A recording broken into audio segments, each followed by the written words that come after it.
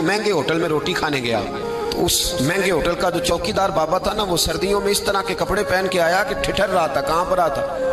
तो मैंने आगे बढ़ के कहा कि बाबा तेरे पास मोटे कपड़े कोई नहीं। कहता बेटा होते तो मैंने पहने ना होते। तो कहते मैंने कहा कि इस वक्त रात सारी तूने ड्यूटी करनी है तो इन्हीं कपड़ों में रहोगे। तो कहते हैं कि वो कहने लगा हाँ बेटे क्या बताऊं, 4 बच्चे, बूढ़ा हूं, उनकी नौकरी करनी होती है और उन 4 बच्चों में सिर्फ बेटियां हैं, बेटा है कोई नहीं मेरे पास। तो मैं तो आज चाय पीनी थी तो मेरी बीवी मुझे कह रही थी कि थोड़ी सी पत्ती और 1 कप दूध घर में पड़ा है, बच्चे सोते हैं तो आपको बना के देती हूँ। तो कहते मैं तो चाय इस तरह पीता हूँ जिस तरह दवाई पी जाती है। तो मैं ना वो थोड़ी सी, सब रोगां दा रोग मोहम्मद जिसका नाम गरीबी, तो मैंने वो चाय मेरी बीवी बना के लाइया। तो मैंने कहा भली माना तुझे भी ठंड लग रही होगी थोड़ी, तू भी पी ले। तो उसने कहा नहीं आपने सारी रात चौकीदारा करना है, आप पिए। कहते मैं पी के आ गया हूँ। कहते ऐन इशा का वक्त था, सर्दी का मौसम था, घास की बात, होटल के बाबा खड़ा था। कहते मैंने ना बाबे की बात सुनी तो मैंने समझा कि इस वक्त का सबसे बड़ा सखी मैं ही हूँ और मैं लगा हूँ कानून के खजाने को जूता मारने, लगा हूँ मैं बहुत बड़ी सखावत करने। कहते हैं मैंने जेब में हाथ डाला और 5 आने निकाल के बाबे को दिए। मैंने कहा बाबा ले जाओ, इकट्ठी चीनी ले जाओ।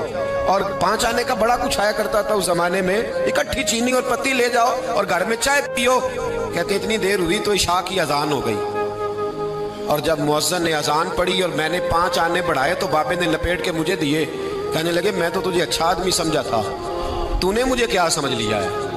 मैंने अच्छा समझ के दुखड़ा सुनाया और तू मुझे क्या समझ बैठा?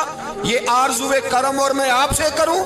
ये भीख उसको दीजिए जिसका खुदा ना हो, ये भीख उसको दीजिए जिसका खुदा ना हो।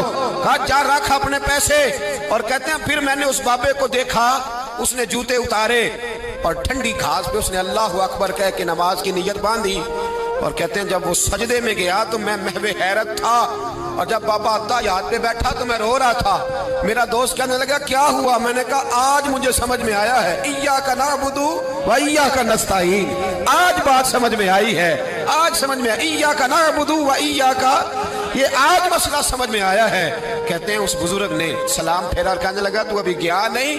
मैंने कहा बाबा मैं तेरे जलवे देख रहा हूँ, मेरा तोहफा कबूल क्यों नहीं किया? तो कहते बाबा रो पड़ा।